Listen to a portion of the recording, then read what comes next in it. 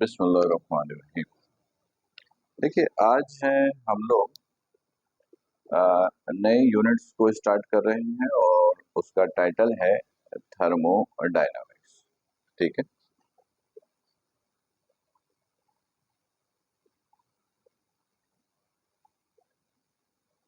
Thermodynamics.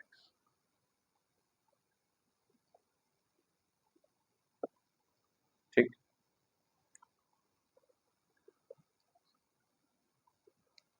देखिएगा। देखिए, thermodynamics होता है क्या है। थर्मोडायनामिक्स के दो कॉन्सेप्ट हैं। पहला कॉन्सेप्ट,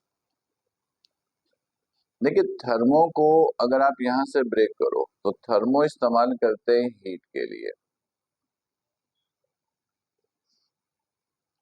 और डायनामिक्स का मतलब होता है यूनिफॉर्म मोशन। यूनिफॉर्म मोशन, लेकिन यहां पर हम लोग यूनिफॉर्म मोशंस का मतलब लेंगे मैकेनिकल वर्क। मैकेनिकल वर्क,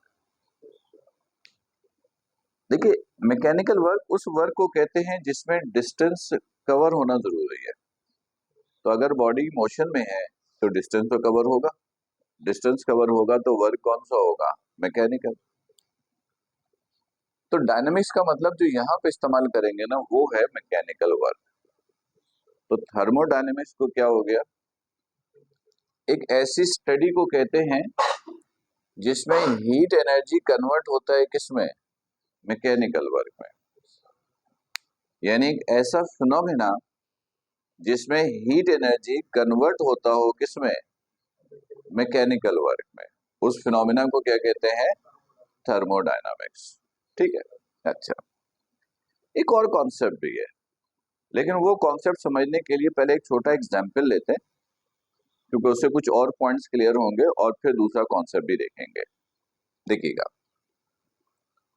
फर्ज कीजिए कि ये आपके पास एक कंटेनर है। ये आपके पास एक कंटेनर है। इस कंटेनर में कोई एक सर्टेन गैस है। ठीक है, गैस है तो उसकी अपनी कोई ना कोई एनर्जी तो होगी। किसी भी सिस्टम की या बॉडी की अपनी जो एनर्जी होती है उसको कहते हैं इंटरनल एनर्जी। जैसे मेरी बॉडी है, मेरी अपनी जो एनर्जी है उसको कहेंगे इंटरनल एनर्जी। तो इस सिस्टम की भी अपनी इंटरनल एनर्जी होगी। इंटरनल एनर्जी को याद रखोगे, इंटरनल एनर्जी जो है उसको हम लोग लिखते हैं यू से। अच्छा, बाज किताबों में, बाज बुकों में इसको कैपिटल ई से भी लिखा गया है। तो ये याद रखिएगा कि यू लिखें या ई लिखें, वो सिस्टम की इंटरनल एनर्जी को ही रिप्रेजेंट करेगा। लेकिन नॉर्मली सेकेंड ईयर फिजिक्स में यू के सिंबल से लिखा जाता है, पर हमारे लिए सिंबल इंपॉर्टेंट नहीं होता, कॉन्सेप्ट इंपॉर्टेंट है। तो इसकी इनिशियल इंटरनल एनर्जी जो है वो ले लो U1। ये इनिशियल इंटरनल एनर्जी है। ठीक, अच्छा, ये इसका वॉल्यूम है, इनिशियल वॉल्यूम है V1। ये इनिशियल वॉल्यूम है V1। ठीक है, आप एक काम करो। अच्छा, ये जो पिस्टन है ना, ये पिस्टन है। पिस्टन फर्ज करो कि ये पिस्टन जो है ये frictionless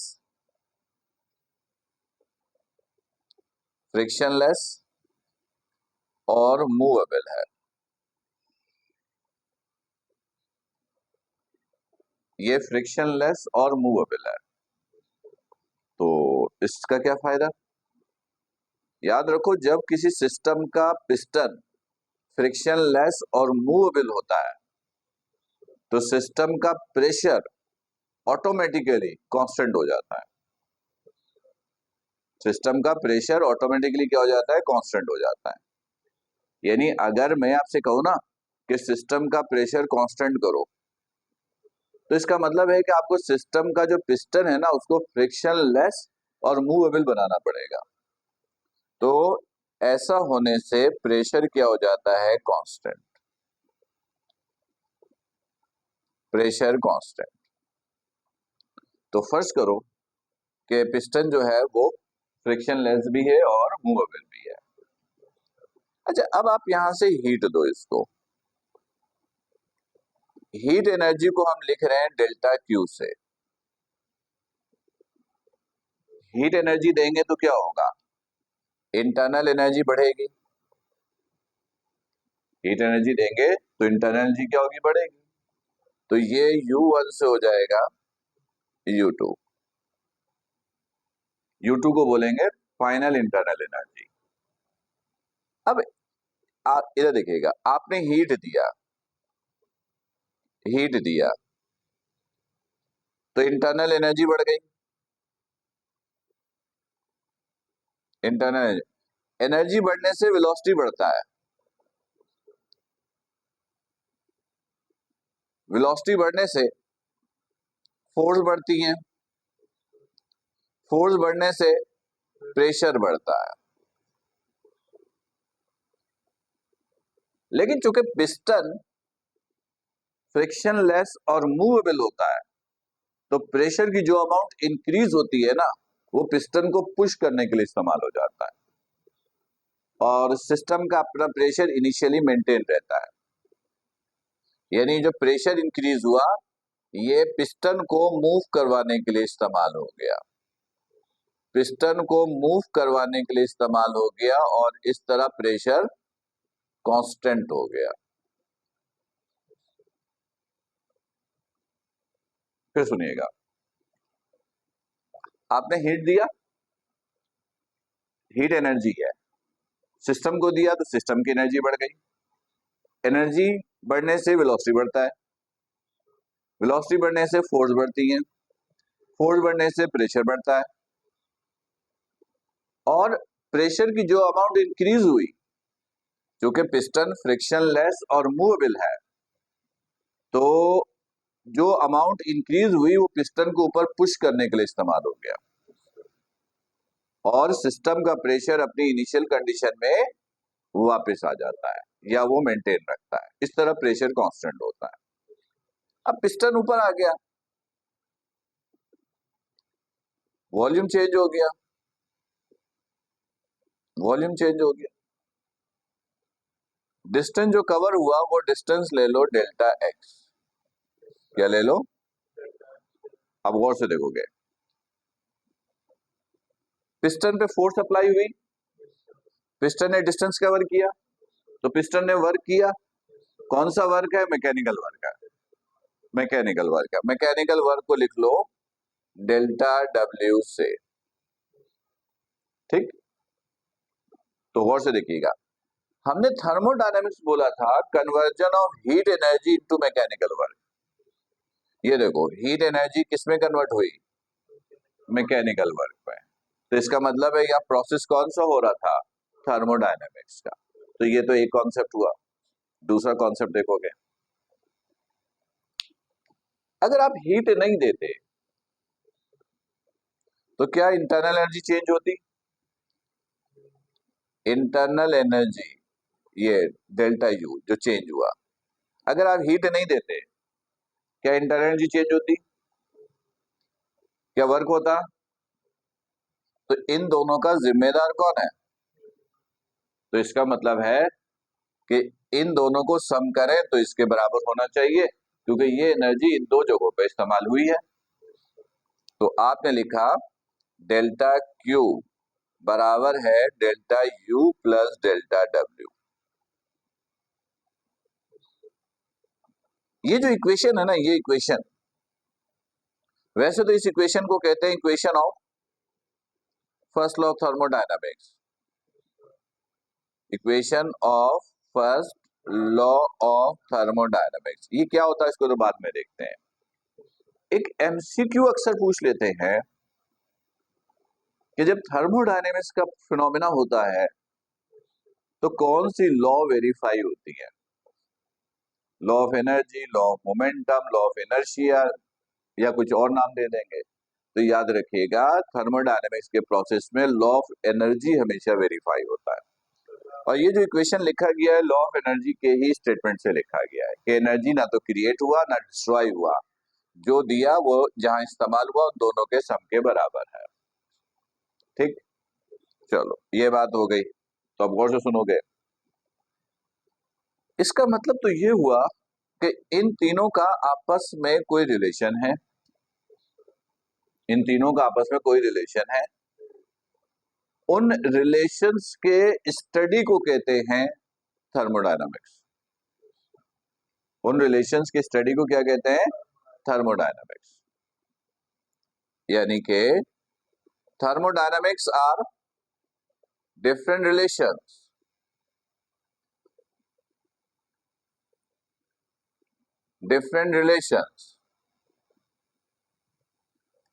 among delta Q, delta U and delta W। इन तीनों के दरमियान जो रिलेशंस होता है ना, उन रिलेशंस को भी कहते हैं थर्मोडायनामिक्स। ठीक, तो थर्मोडायनामिक्स का कॉन्सेप्ट क्लियर। अच्छा, अब एक एमसीक्यू पूछ सकते हैं, पूछते तो नहीं है, पूछा जा सकता है। ये जो रिलेशंस है ना, ये थर्मोडायनामिक्स है। और रिलेशंस का दूसरा नाम है लॉ। थर्मोडायनेमिक्स के रिलेशन, थर्मोडायनेमिक्स रिलेशंस को बोलते हैं।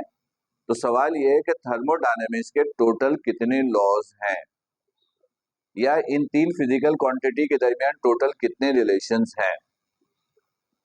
तो बता सकते हो कि थर्मोडायनेमिक्स के टोटल नंबर ऑफ लॉज कितने हैं? Number of laws of thermodynamics वो हैं 7।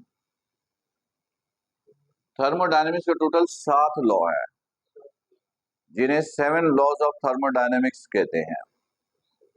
यानी जो लोग इंजीनियरिंग के होते हैं, इंटर के बाद इंजीनियरिंग में जाएंगे, तो वो लोग थर्मोडायनेमिक्स को एज अ सब्जेक्ट पढ़ते हैं, नॉट एज अ टॉपिक।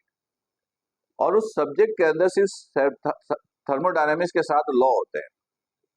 तो सोचो उसके अंदर कितनी डिटेल होगी।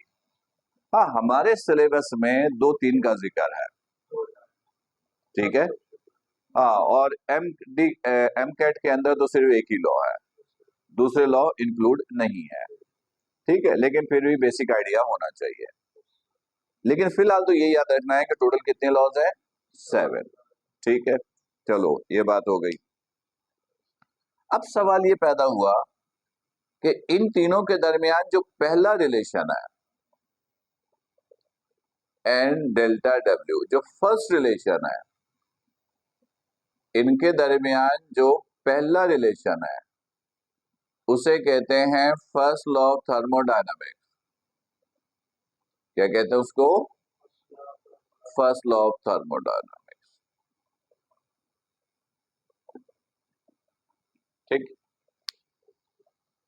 अच्छा, फर्स्ट लॉ ऑफ थर्मोडायनामिक्स के 2 स्टेटमेंट है। पहला स्टेटमेंट याद है? हाँ, क्या है? देखो, बाज बच्चे ये कहते हैं फर्स्ट लॉ ऑफ थर्मोडायनामिक्स के स्टेटमेंट में कि ये law of conservation of energy है। एनर्जी में convert one form to another, not be destroyed और नाइदर बी क्रिएटेड। तो इसमें एक करेक्शन करोगे। First law of thermodynamics is not same as first law of conservation of energy. First law of thermodynamics is not same as, you can say first law of thermodynamics is similar as law of conservation of energy। यानी law of conservation of energy, law of conservation of energy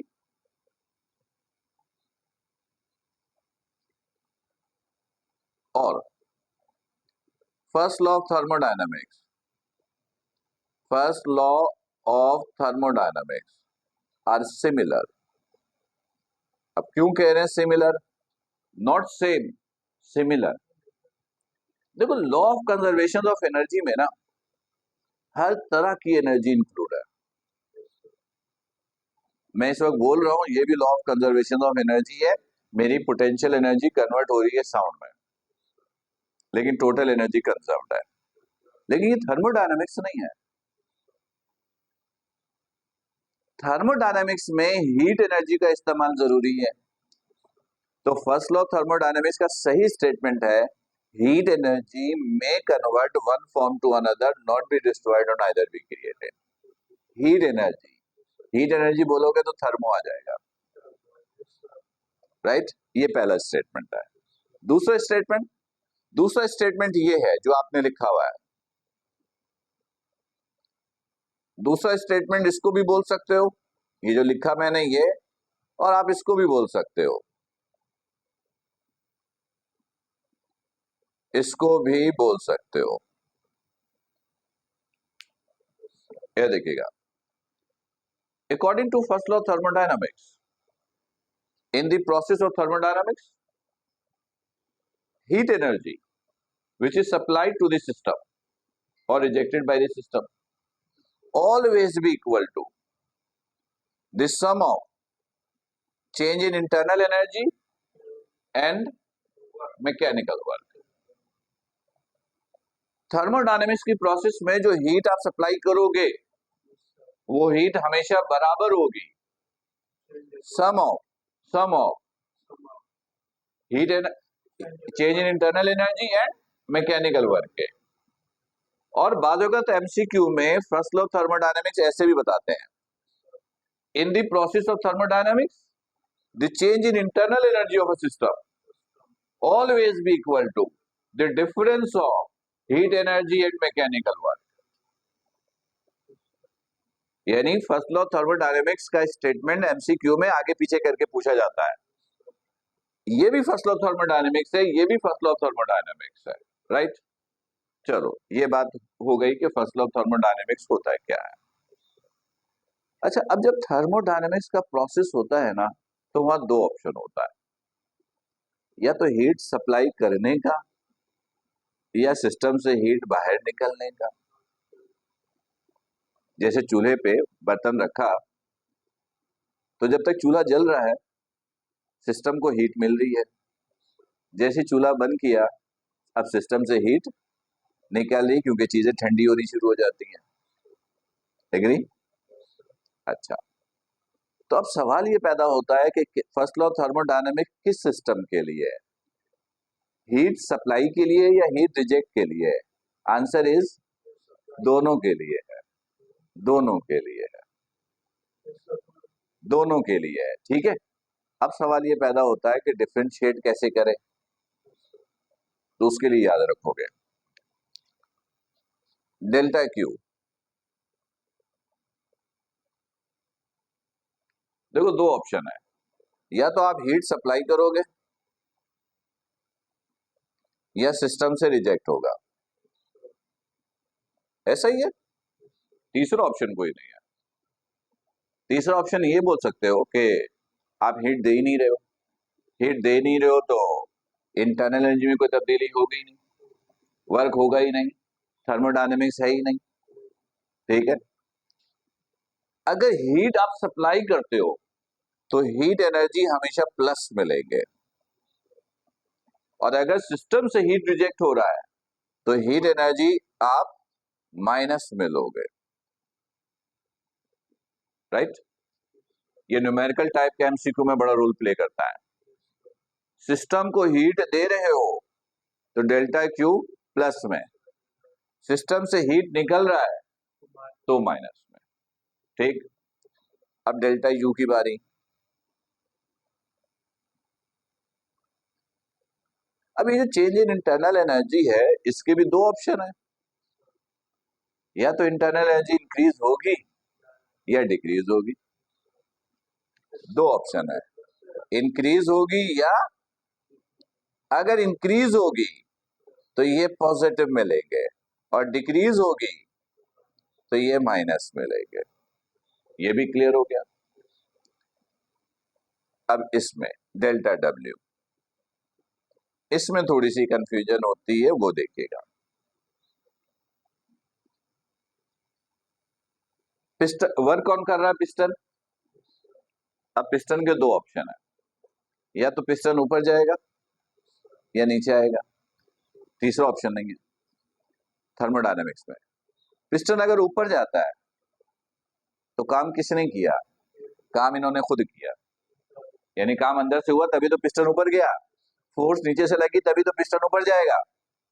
तो काम किसने किया? System ने। यानी अगर system piston पे काम करे, work on this by the system, work by the system, यानी सिस्टम के जरिए काम हुआ, तो वर्क हमेशा प्लस में। और अगर पिस्टन नीचे आता है तो इसका मतलब है किसी ने ऊपर से फोर्स लगा दी है। Work on the system, on the system तो माइनस में। तो इसको दो तरीके से याद रखोगे, एक तो वर्क बाय द सिस्टम, यहां मैं एक एरो बना रहा हूं, इस एरो का मतलब पिस्टन हमेशा ऊपर जाएगा। दो तरीके से याद रखना, पिस्टन ऊपर जाएगा तो इसका मतलब है सिस्टम खुद काम कर रहा है, तो ये पॉजिटिव में। Work on the system, on the system तो पिस्टन हमेशा नीचे आएगा, और वर्क किसमें लेंगे? माइनस में। सही है। अच्छा, अब हम लोग को ऐसा लगता है कि हम लोग delta Q, delta U, delta W plus और माइनस में ले रहे हैं, लेकिन हकीकत में हम माइनस में लेते ही नहीं है, लेते ही नहीं है। ये सिर्फ नजर का धोखा है। मैं समझाता हूं, देखो ये है आपके पास डेल्टा क्यू बराबर है delta U plus delta W, ऐसा ही है। पहले काम करते हैं, पहले हीट देते हैं। हीट दोगे तो डेल्टा क्यू क्या होगा? प्लस में, ये प्लस में। अब हीट दोगे तो बताओ इंटरनल एनर्जी इंक्रीज होगी डिक्रीज होगी? इंक्रीज होगी, तो डेल्टा यू भी प्लस में। अब इंटरनल एनर्जी इंक्रीज होगी तो फोर्स नीचे से ही लगेगी, पिस्टन कहां जाएगा? ऊपर। ऊपर जाएगा तो वर्क क्या होगा? Positive, work positive. तो देखो इसमें कोई फर्क नहीं है, इसमें और इसमें। ठीक है, अब दूसरा ऑप्शन लेते हैं। सिस्टम से हीट रिजेक्ट हो रहा है तो डेल्टा क्यू माइनस में, डेल्टा क्यू माइनस में। अब बताओ कि इंटरनल एनर्जी जो है वो इंक्रीज होगी डिक्रीज होगी? डिक्रीज ही होगी, वो जब सिस्टम से हीट निकल रहा है तो इंटरनल एनर्जी डिक्रीज होगी, डेल्टा यू माइनस में। पिस्टन ऊपर जाएगा नीचे आएगा? नीचे ही आएगा पिस्टन, तो वर्क डन भी नेगेटिव में। ये देखो वर्क डन भी नेगेटिव में। डेल्टा क्यू, इसमें से माइनस कॉमन, जब माइनस कॉमन लेते हैं तो साइन क्या हो जाता है? चेंज, माइनस से माइनस कैंसिल। देखो फिर वहीं पहुंच गए।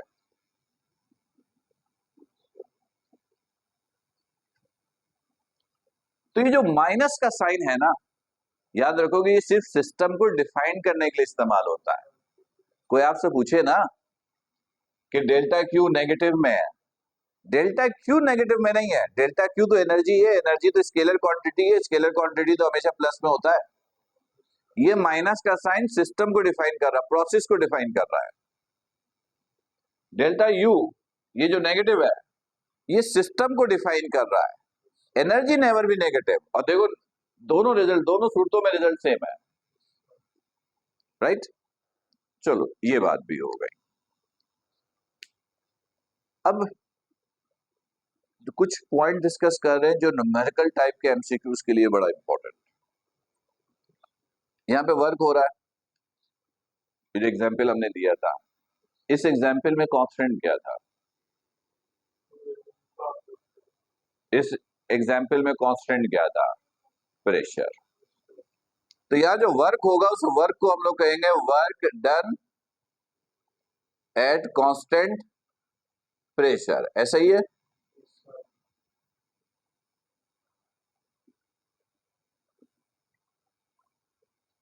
वर्क डन का जो पहला फॉर्मूला यहां पर बनता है, देखो मैं थोड़ा सा करके बता देता हूं। वर्क का फॉर्मूला तो ये होता है एफ डॉट एस, मालूम है? डॉट के साइन को हटाओगे क्या होगा? F S cos theta. चाहिए वर्क को हमने यहाँ पे क्या लिखा है? Delta W. एफ को एफ रहने दो, एस डिस्टेंस है, डिस्टेंस को क्या लिखा है हमने? Delta x. Delta x. तुम में से कोई बताओ कि यहाँ पे थीटा कितना है? 90 डिग्री है। Theta is the angle between F and S, agree? Theta angle होता है एफ और एस के दरमियान। You are saying 90 degree and you, what's your opinion? 0 degree. तुम बताओ 90 कैसे, तुम बताना 0 कैसे, तुम पहले बताओ। परपेंडिकुलर है किस पे? कौन किस पे? ठीक है, तुम बताओ 0 कैसे? ठीक है, correct answer is theta is 0 degree. Theta is the angle between F and S. Force किधर लग रही है? ऊपर पिस्टन पे, नीचे से ऊपर। पिस्टन डिस्टेंस किधर कवर कर रहा है? ऊपर। ये एफ ये एस, दोनों की डायरेक्शन क्या है? सेम। वेक्टर के टॉपिक में पढ़ा था कि जब दो वेक्टर्स सेम डायरेक्शन में हो तो हम कहते हैं पैरेलल है। पैरेलल का मतलब एंगल 0 डिग्री। Angle 0 degree. और कॉस 0 किसके बराबर होता है? 1 के। तो ये वर्क डन का पहला फॉर्मूला, ये न्यूमेरिकल टाइप्स के लिए इस्तेमाल होंगे। वर्क डन के हमें 3 फॉर्मूले हैं।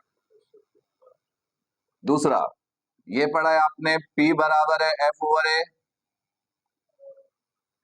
तो F बराबर हो गया किसके? PA। यहां पुट किया, ये वर्क डन का दूसरा फॉर्मूला हो गया, PA डेल्टा एक्स। अब चौथे फॉर्मूले के लिए एक और इंफॉर्मेशन देखिए, एरिया बराबर होता है लेंथ इंटू ब्रेथ, वॉल्यूम होता है लेंथ ब्रेथ हाइट के। लेंथ और ब्रेथ की जगह लिख दिया है एरिया, और हाइट एच। अब ये फॉर्मूला यहां यूज करो। देखो वॉल्यूम, वॉल्यूम जो चेंज हुआ वो ये है, इसको डेल्टा वी बोलो। वॉल्यूम की जगह डेल्टा वी। काम किसने किया? पिस्टन ने। पिस्टन का एरिया ए रहने दो। पिस्टन ने हाइट कितना कवर किया? Delta x. तो ए डेल्टा एक्स किसके बराबर होता है? Delta we. यहां पुट करो तो डेल्टा डब्ल्यू किसके बराबर हो गया? पी डेल्टा वी के। ये वर्क का तीसरा फॉर्मूला, यानी फर्स्ट लॉ ऑफ थर्मोडायनेमिक्स, यानी थर्मोडायनेमिक्स से रिलेटेड जो एमसीक्यूज आते हैं न्यूमेरिकल टाइप के, उसमें 4 फॉर्मूले यूज होंगे, याद रखिएगा। नंबर 1 ये, और इसको यूज करने के लिए ये इंफॉर्मेशन का होना जरूरी है, कौन प्लस कौन माइनस क्या। इसके अलावा ये 3 फॉर्मूले, राइट?